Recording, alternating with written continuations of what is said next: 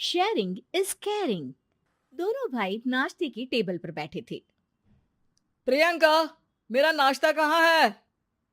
भाभी, मुझे भी ऑफिस के लिए लेट हो रहा है। इस पर प्रियंका किचन में से दोनों के नाश्ते की प्लेट्स लेकर बाहर आती है। लो भाई, आप दोनों का नाश्ता। किसी को भी 1 मिनट का सब्र नहीं है।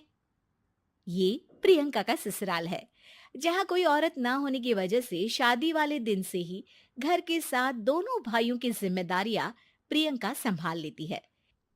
दोनों भाई शांति से नाश्ता कर रहे होते हैं कि अंकुश अपने भाई की प्लेट से पराठे का एक टुकड़ा उठा लेता है।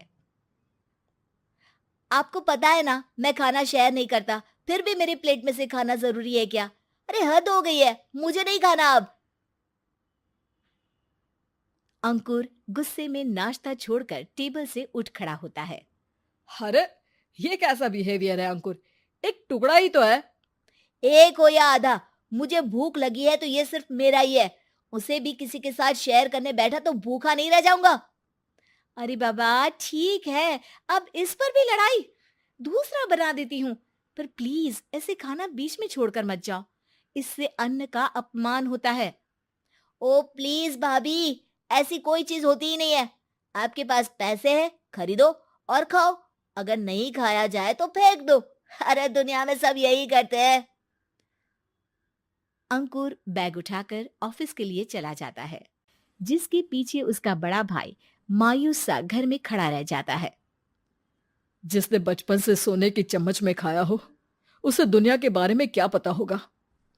वैसे गलती तो हमारी ही है। अगर कभी बचपन में ही सही गलत का फर्क सिखाया होता तो आज ये हाल नहीं होते। आप फिक्र क्यों करते हैं जी? भगवान है, वो जो भी करता है सबकी भलाई के लिए ही करता है।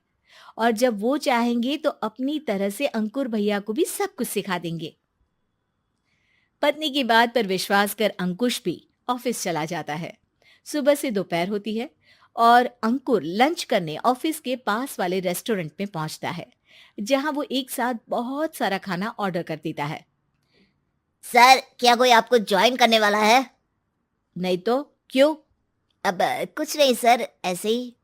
वेटर चला जाता है और कुछ देर में अंकुर का ऑर्डर लेकर वापस आता है, जिस पर अंकुर सब डिशेस में से थोड़ा थोड़ा खाकर बाकी ऐसे ही छोड़कर बिल देकर चला जाता है। वाह भगवान, तेरी माया। कहीं कोई एक एक टुकड़े के लिए तरसता रहता है और ये 5 लोगों का खाना ऑर्डर करके एक का भी पूरा नहीं खाते। पैसे वालों की माया। वेटर टेबल साफ कर बचा हुआ सारा खाना लेकर रेस्टोरेंट के पीछे घूम रहे बच्चों के पास पहुंच जाता है, जिसे देख बच्चों के चेहरे खिल उठते हैं। वाह, आज इतना सारा खाना आया। थैंक यू भैया। भगवान आपको खाने की फैक्ट्री बना दे। अगर ये फैक्ट्री मेरी होती तो तुम लोगों को कभी किसी का झूठा बचा हुआ खाना नहीं खाना पड़ता। चलो तुम लोग खाओ, पर ध्यान रखो किसी को पता ना चले, नहीं तो मेरी नौकरी चली जाएगी। इसी के साथ दिन बीतता है और रात को दोनों भाई एक साथ घर पहुंचते हैं। कुछ देर में सब डिनर करने बैठते हैं, जहां अंकुश अंकुर को समझाने की कोशिश करता है।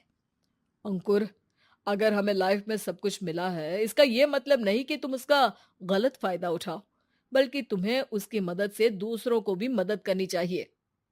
भैया, जिनके पास नहीं है उनकी वजह मैं तो नहीं ना। और ऐसे बहुत लोग हैं जिनके पास सब कुछ है।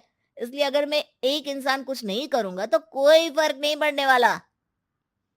तुम्हारे भैया बस एक चीज समझाना चाहते हैं कि जिस चीज की हमारे पास कमी नहीं है, उसे बर्बाद करने से अच्छा है कि लोगों के साथ शेयर करें। इससे हम सिर्फ सामान नहीं, खुशियां भी बांटते हैं, और इसमें तुम्हारा ज्यादा कुछ तो जाएगा नहीं। भैया भाभी की बात सुन अंकुर कुछ बोले बिना उठकर चला जाता है। इसी तरह दिन बीतते रहते हैं, जिसमें अंकुश और प्रियंका कोशिश तो बहुत करते हैं, पर अंकुर पर किसी भी चीज का कोई असर नहीं पड़ता। एक दोपहर अंकुर सैंडविच खाते हुए सड़क के किनारे चल रहा होता है। तभी उसकी नजर आइसक्रीम वाले पर पड़ती है और वो सैंडविच सड़क किनारे फेंक आइसक्रीम खरीदने पहुंच जाता है। अब इसे कहते हैं जिंदगी का सुख। जैसे ही अंकुर आइसक्रीम लेकर पीछे मुड़ता है, तो एक आदमी को सड़क से वही सैंडविच उठाते हुए देखता है। वो आदमी बहुत कमजोर, गरीब, जैसे बहुत दिनों से खाना ना खाया हो वैसा लग रहा था। अंकुर उसके पास जाकर खड़ा हो जाता है। उसे देखकर आदमी सैंडविच अंकुर की तरफ कर देता है। आपको भी खाना है क्या? क्या हम इसे आधा आधा कर ले? मुझे बहुत भूख लगी है। वो मेरा ही झूठा सैंडविच है। तुम दूसरा खरीद कर क्यों नहीं खा लेते? इसे क्यों खा रहे हो?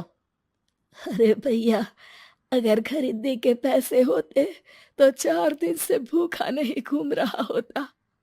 हैं? क्या? तुमने 4 दिन से कुछ नहीं खाया, फिर भी इस आधे सैंडविच को मेरे साथ बांटने के लिए तैयार हो गए? क्यों?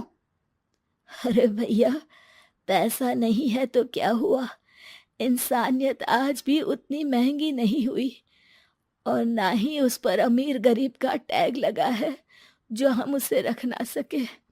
पर अफसोस, आजकल लोगों के अंदर पोषण, खून या विटामिन से ज्यादा इंसानियत की कमी होने लगी है। आदमी की बातों से अंकुर को समझ में आ जाता है कि वो आज तक कितना गलत काम करता आ रहा था। इसके बाद से वो अपनी किसी के साथ शेयर नहीं करने और खाने को बर्बाद करने वाली आदत को छोड़ देता है।